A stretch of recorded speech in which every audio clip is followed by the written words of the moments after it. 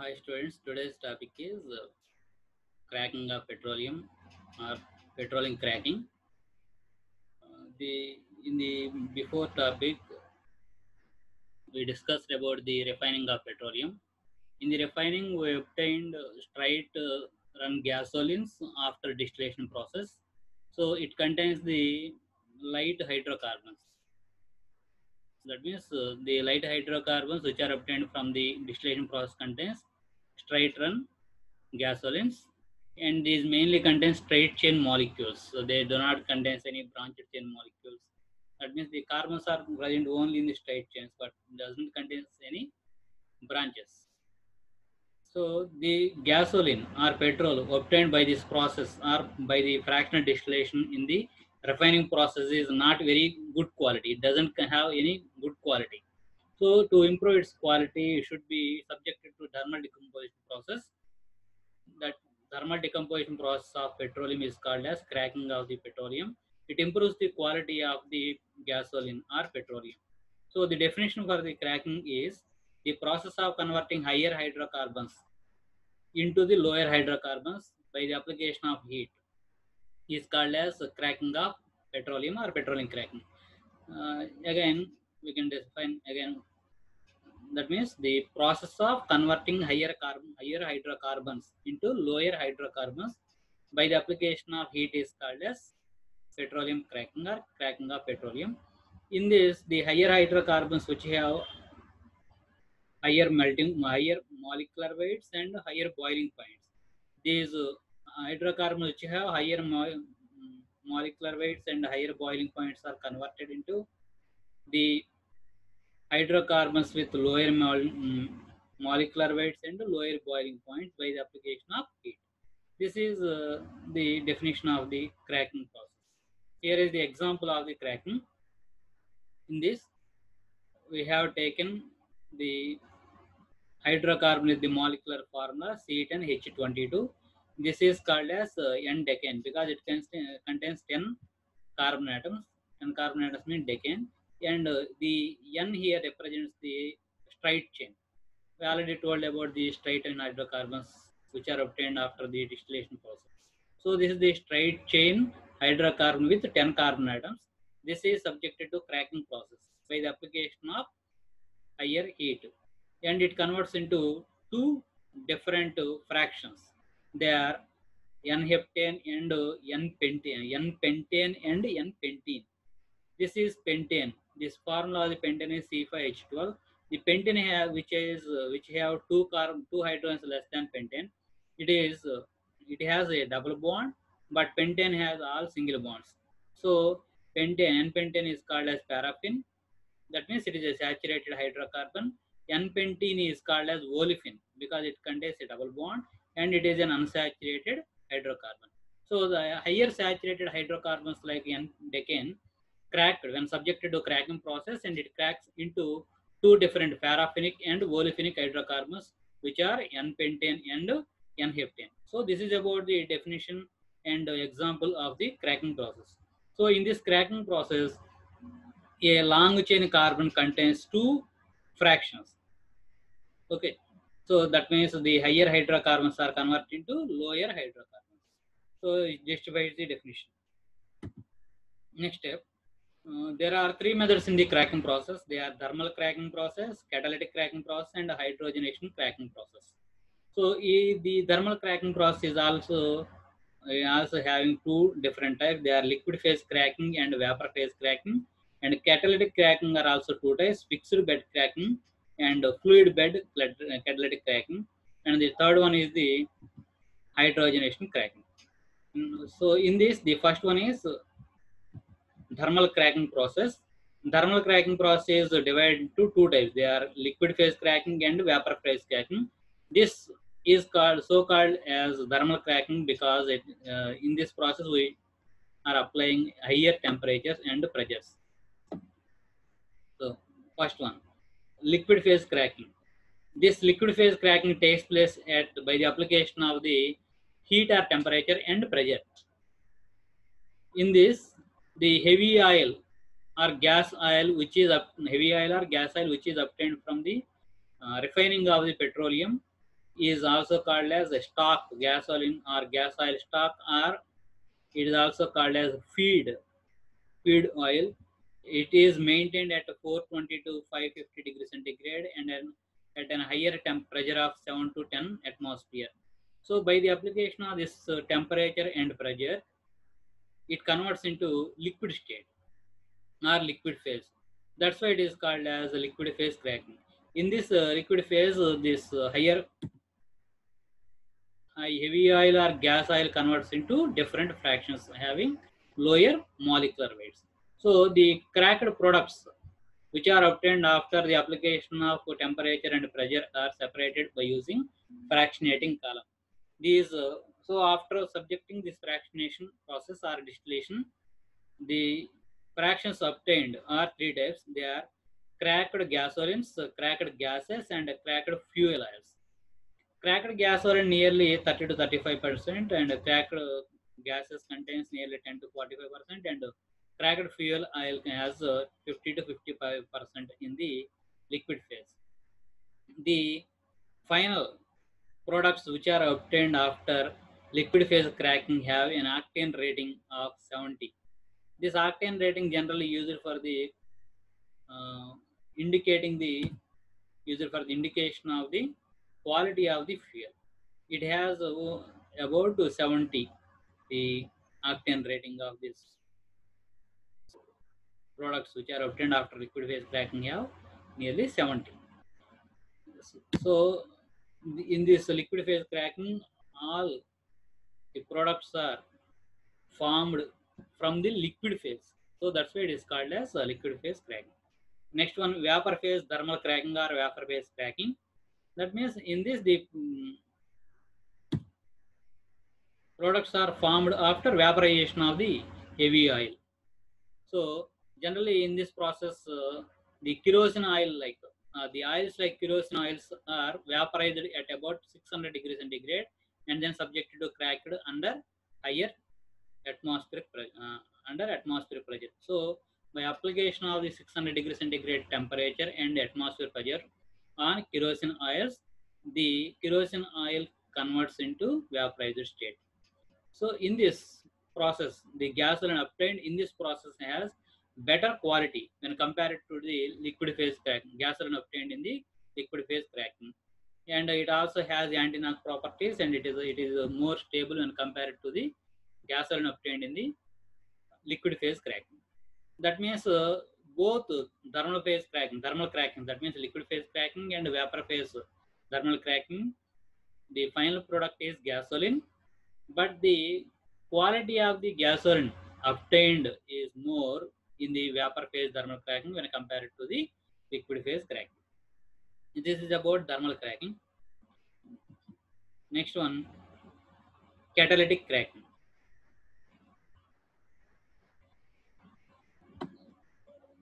Second process is the catalytic cracking. This cracking process is the better cracking process when compared to the thermal cracking, because in this the cracking process is subjected or cracking process is carried out in the presence of catalysts like alumina, that means aluminum oxide Al2O3, aluminum silicate, that means the formula of aluminum silicate is Al2SiO3 thrice. So by the application of the catalyst like alumina and aluminum silicate, this cracking process is subjected. So it is a somewhat better process when compared to the thermal cracking, because the thermal cracking is uses very high pressures and temperatures. Next one, the catalytic cracking has some advantages over thermal cracking. That means we already discussed about that means the first point indicates that the thermal cracking, the catalytic cracking is better than thermal cracking. That means it has some advantages. So the advantages are, it has nearly 6 advantages. They are first one. Here the first one is the yield of the gasoline is higher in this process. That means the yield of the gasoline is higher in this process when compared to the thermal cracking. Next one, the quality of the gasoline produced is also better when compared to the gasoline produced in the thermal cracking. That means thermal cracking, the catalytic cracking process produces the gasoline with better quality when compared to thermal cracking process. Next one, the third advantage is the it doesn't require any external fuel for burning process. The catalytic process doesn't require any external fuel to burning, because for the burning of this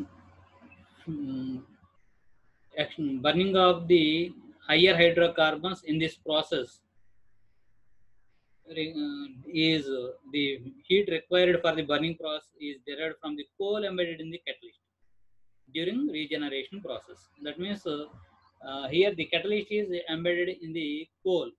That coal acts as the fuel, so it doesn't require any external fuel. Next means the pressure required for this cracking is low when compared to the thermal cracking. That means thermal cracking requires higher pressure when compared to this catalytic cracking. So low pressures maintains the catalytic process. Next one, the gasoline obtained contains higher percentage of isoparaffins and aromatic hydrocarbons and low percentage of olefins. So the gasoline produced in this catalytic process contains higher percentage of the isoparaffins. That means isoalkanes and aromatic hydrocarbons like benzene, naphthalene, anthracene, and these contain higher aromatic hydrocarbons and low percentage of the olefins. That means it contains low percentage of the unsaturated hydrocarbons. These three parameters increase the anti-knocking properties and octane number of the gasoline obtained in this catalytic process. The gasoline obtained in this catalytic process has an octane number of nearly 80, which is somewhat higher when compared to the um, gasoline obtained in the thermal cracking, which has only the octane number of about 70, but it has 80. So it is somewhat better anti-knock properties when compared to the thermal cracking gasoline process. Next, the products. Next advantage is the product contains a very little amount of the sulfur, because the sulfur present in the gasoline escapes as or removes as H2S in this process. So in catalytic cracking process, the impurity sulfur is removed as H2S, so it doesn't contain, or it contains very little amount of the sulfur after the conversion of the higher hydrocarbons into smaller hydrocarbons. That means the product contains very little amount of the sulfur. So this is these are the advantages of the catalytic cracking process. So based on or depending upon the how the catalyst is used, the catalytic cracking is divided into two types. They are fixed bed catalytic cracking and fluid bed catalytic cracking or moving bed catalytic cracking. That means if the catalyst is fixed at some point or some position, that is known as fixed bed catalytic cracking. If the catalyst is moved around or moved along some place, that process is called as fluid bed cracking, that or moving bed cracking. That means in this cracking process, the catalyst always moves, but it cannot be in a fixed position. So it is called as fluid bed cracking. So the first one is the fixed bed catalytic cracking process. So the fixed bed catalytic cracking process is explained by using this diagram. In this diagram, we have seen the charge. Charge means the heavy oil or higher hydrocarbons. This charge is transferred into a heater. In this heater, the higher hydrocarbons are heated or preheated and passed into the catalytic tower. This catalytic tower contains the catalyst. And after subjecting the catalytic process, the products are passed into the fractionating column. In this fractionating column, fractional distillation is carried out, and the gases obtained in this fractionation distillation are passed through the cooler. In this cooler, the gases undergoes condensation and converts into liquid state, and these liquids are condensed gases are stabilized and converts into gasoline. the uncondensed gases are recycled again into the cooler and converts into gasoline till all the uncondensed gases are converts into the liquid gasoline. So this is about the overall picture about the fixed bed catalytic process. So we discuss it in points. The first point is the catalyst used is silica or alumina gel. Silica or alumina gel or bauxite mixed with clay and zirconium oxide in the form of fixed beds in the catalytic tower. So the catalyst taken in this process are silica or alumina gel or bauxite, which are mixed with clay or sand and zirconium oxide, and they are converted into fixed beds in the catalytic tower. Next, the heavy oil charge is passed through heater and heated to a cracking temperature of nearly 420 to 450 degrees centigrade and a pressure of 1 to 5 kilogram per centimeter square. So in this preheater or furnace, the charge or heavy oil is subjected to heating at higher temperature and higher pressure. Then cracking takes place and the products move through the fractionating column. So after conversion of the or after subjecting the catalytic process, the products move through the fractionating column where fractional distillation takes place. So the vapors formed in this process are mixed and then led to pass through cooler, where the gasoline along with some gases or gets condensed. The uncondensed gases move on. That means the uncondensed gases are recycled. The gasoline, which are which undergoes condensation, is then moves to stabilizer, where the dissolved gases are removed and gasoline gas gets the stabilizer are recovered. Gasoline is recovered in the stabilizer process. So the catalyst stops after after the conversion of the gas success conversion of the uh, gasoline or obtaining gasoline, the catalyst after some time it stops working because it loses its activity. So we should recover its activity or reactivate its activity. So it is reactivated. The catalyst is reactivated by passing a stream of hot air. Stream of hot air. So due to the process of the stream of hot air, the layer formed over the catalyst, the carbon layer formed over the catalyst is removed. So this is the fixed bed catalytic process.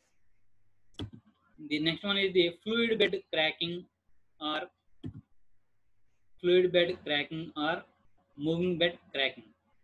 This is the diagram used for the fluid bed cracking. It is almost similar to the fixed bed cracking process. It also, in this also, charge is passed through the preheater or furnace, and then it is passed through the catalytic chamber or reacting chamber, and then to the fractionating tower or fractionating column, and then through the condenser, and again to the stabilizer, and the uncondensed gases are here also recycled into the condenser process. But here the excess component here shown is the regenerator. This regenerator is used for the recovering or regenerating of the exhausted catalyst. So this is the only difference, and the catalyst in the fluid state is always moving in this reacting tower. This is the only difference when compared to the fixed bed catalytic chamber. So, so we can see like this. In this process, the solid catalyst is very finely powdered and circulated in the gas stream.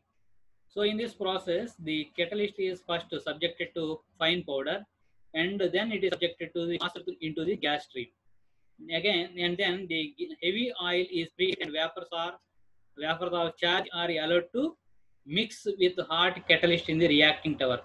Here in the reacting tower, which is in hot condition, is mixed with the vaporized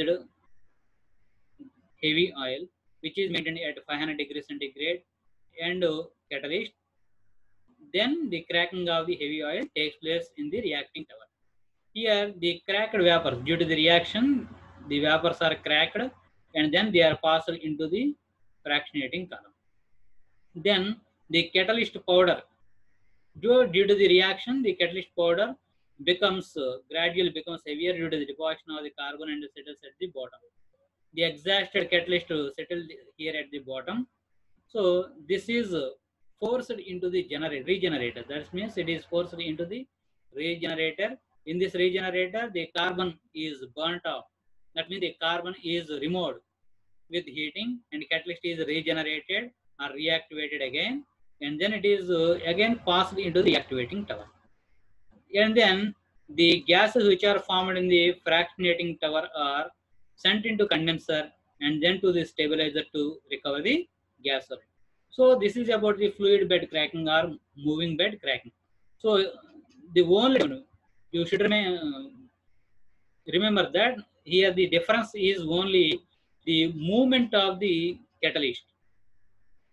In fixed bed, the catalyst cannot move. The catalyst cannot move, but in fluid bed, the catalyst can move from one place to another place in the reacting tower. So this is about catalytic cracking. Next one, the third one, hydrogenation cracking. These are the points regarding hydrogenation point. Hydrogenation cracking in presence of hydrogen. That means the hydrogen cracking, in hydrogenation cracking, heavy ions are cracked in presence of the hydrogen under high temperature and high pressure. That means here we have used one hydrogen gas along with high temperature and high pressure. So hence it is called as hydrogenation cracking. In this process, the oil is recycled and the cracking process completed at a temperature of 400 to 450 to 525 degrees centigrade temperature and a pressure of 25 kilogram per centimeter square. This method is very costly and technically very complicated and needs a large quantity of hydrogen. So this hydrogenation cracking has some disadvantages. It is very costly and it is a technically very complicated process. That means it requires highly qualified technicians. So it is very technically very highly complicated and it needs very high large quantity of the hydrogen. Due to these reasons, the usage of this method is less when compared to the other methods like thermal cracking and catalytic cracking process. So in all these processes, hydrogenation cracking produces a very high quality of the gasoline, but due to some reasons like cost effect, technically very complicated, and requirement of the large quantity of the hydrogen, this method is not very easily applicable when compared to the other methods. So by application process, the most affordable and the most important catalytic process cracking process is the catalytic cracking process. So this is about the petroleum cracking.